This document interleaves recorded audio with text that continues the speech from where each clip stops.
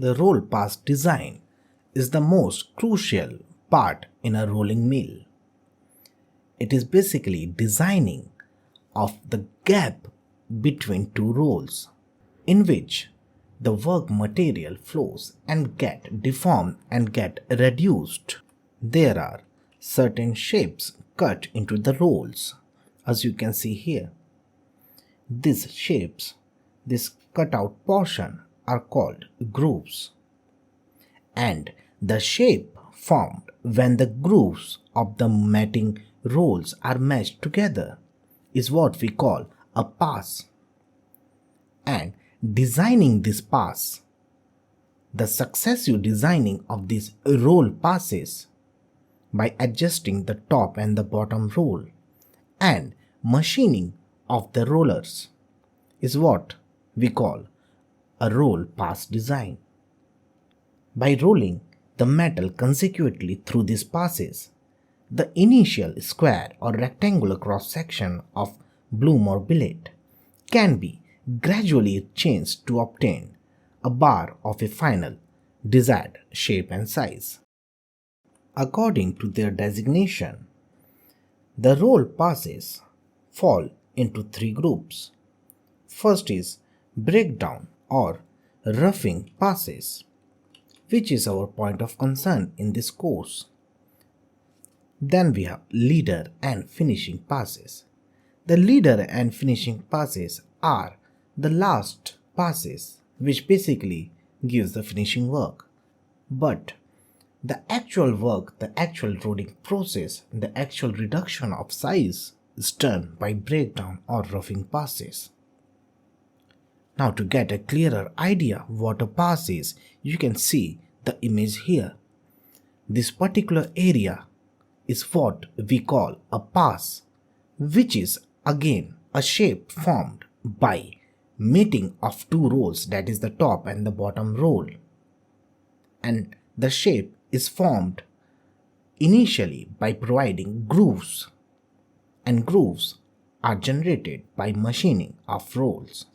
Getting back to the breakdown passes, let's understand what are these breakdown passes basically. These breakdown passes are intended to reduce the cross-sectional areas. These passes can be rectangular or box in shape. They can be oval, they can be square, they can be round, and they can be diamond. Out of these roll passes, a combination of all these five types of passes is used in many rolling mills. The application of box passes is in blooming mills and in roughing and continuous billet mills. The reduction in case of simple box pass varies from 10 to 30%, and the coefficient of allocation from 1.1 to 1.25. The stock or the work material is always tilted through 90 degrees after each pass if we are dealing with a box roll pass. Now to make a box roll pass, we have to accordingly cut the grooves in the roll and match the top and bottom roll to get a box shape, as you can see here. Just for the simplification, we are only showing the box pass here. Then we have diamond passes. Diamonds with obtuse angle from 90 to 100 degrees are commonly employed. The angle here, the alpha here, generally varies from 90 to 100 degree, and the coefficient of elongation in this case is 1.2 to 1.4.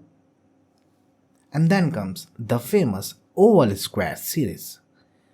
Now here a combination of two types of breakdown passes is used, that is a oval pass and a square pass, and a consecutive uses of the same reduces the initial shape to final shape considerably. Here in this example, as you can see, the initial shape is 100 millimeter of thickness and the length is 1000. and the final shape is very much lesser. The final shape has 30 millimeter of thickness. Here, the initial shape is first treated or first rolled through a oval pass and then followed by a square pass, and the same process is repeated, oval then square, until the desired shape is obtained. The desired square shape is obtained. This is the most effective and widespread series. The chief advantage of oval square roll pass series is the larger coefficient of elongation, that is 1.5 to 2.5 or even higher. Large elongation enable very small sections to be rolled, and therefore this series is the main sequence used in producing wire rod and other small sections.